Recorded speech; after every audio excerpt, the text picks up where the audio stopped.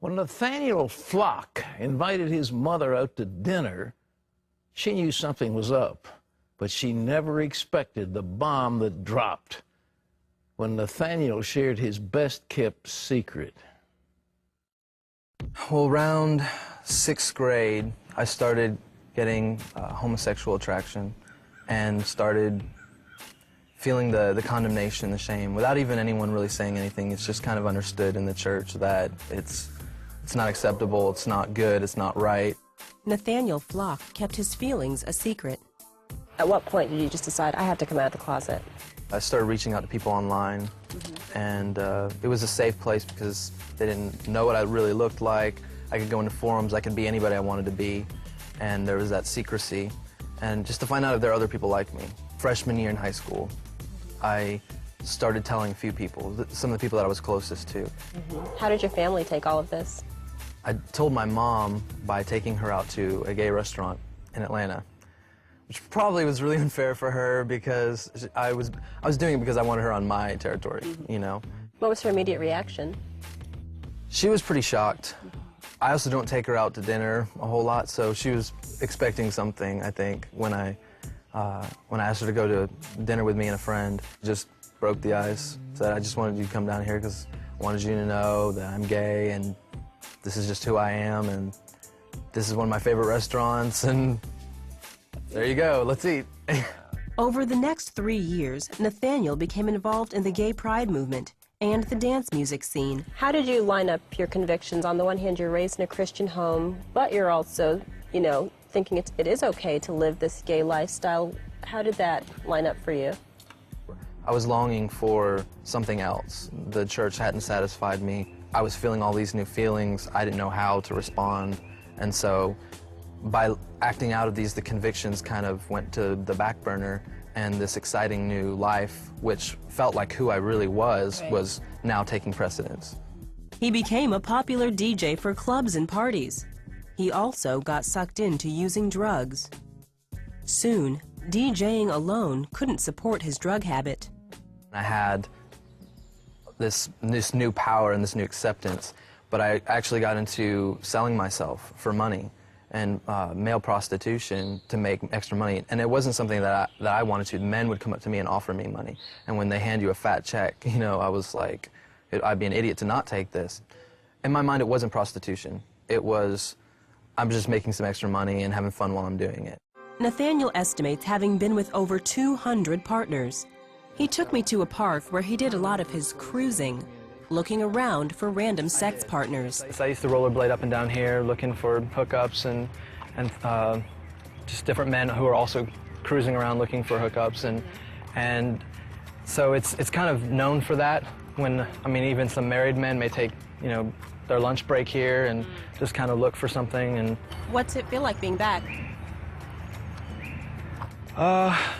It's kind of disturbing just being around here, seeing some of the people. I can look at them and see in their eyes and their body language and what they're doing, and I've been there, you know, I've done that, and so I'm able to pick up on what they're doing and why they're here, and it's depressing. After years of drugs and partying, the excitement of the club scene lost its luster.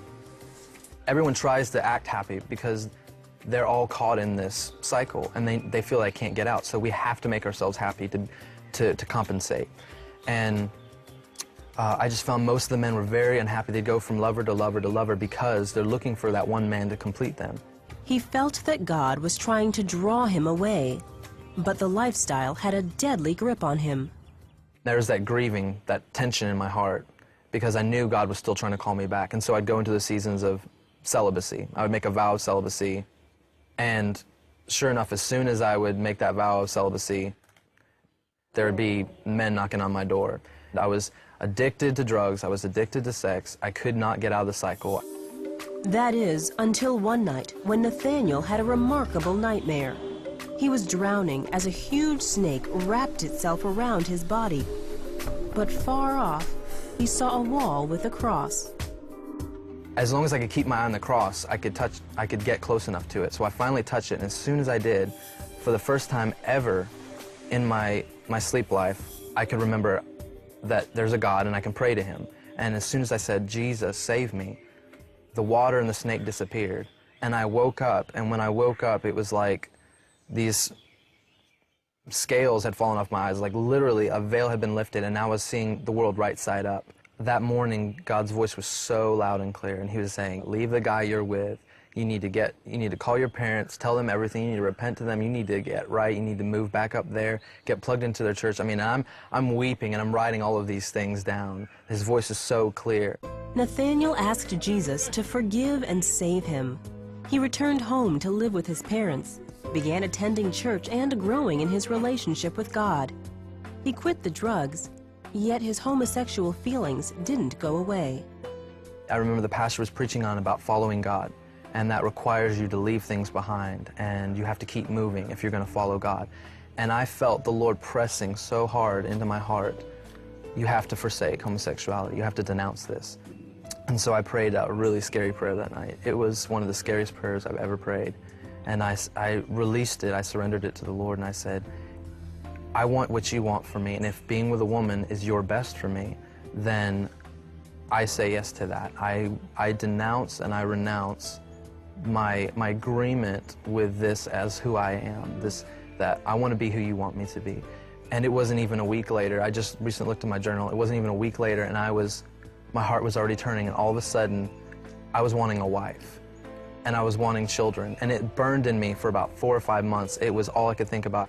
The day came when Nathanael saw Tiffany, a beautiful girl at church. He wanted to ask her out. Were you nervous? I was nervous, and it was a faith journey because my feelings hadn't caught up to my faith and what God was telling me to do. I felt out of my element, you know, and but I knew that God had chosen her for. I was so certain of it, and so he gave us this amazing day where I asked her if she felt the same way, if we can continue in more than just friends, and because I don't like the term dating. Yeah. I consider courtship important, and so I talked to her dad and asked her dad if I could court his daughter. Nathanael and Tiffany courted for 7 months. They saved their first kiss for their wedding day. You may now kiss your bride. So what is life like for you now? 5 years ago, if you had told me I would be where I am right now, I would have laughed at you. But here we are. I'm married. I have a baby on the way. I'm full-time missionary at a house of prayer with an amazing family and community I'm plugged into. I couldn't ask for anything else right now. The Lord drew me away with his love and showed me that he was someone that I could trust, that I could follow. He waited for me and didn't let me go. He kept reaching for me and waiting for me to come back to him. I'm most thankful for his patience with me and his mercy.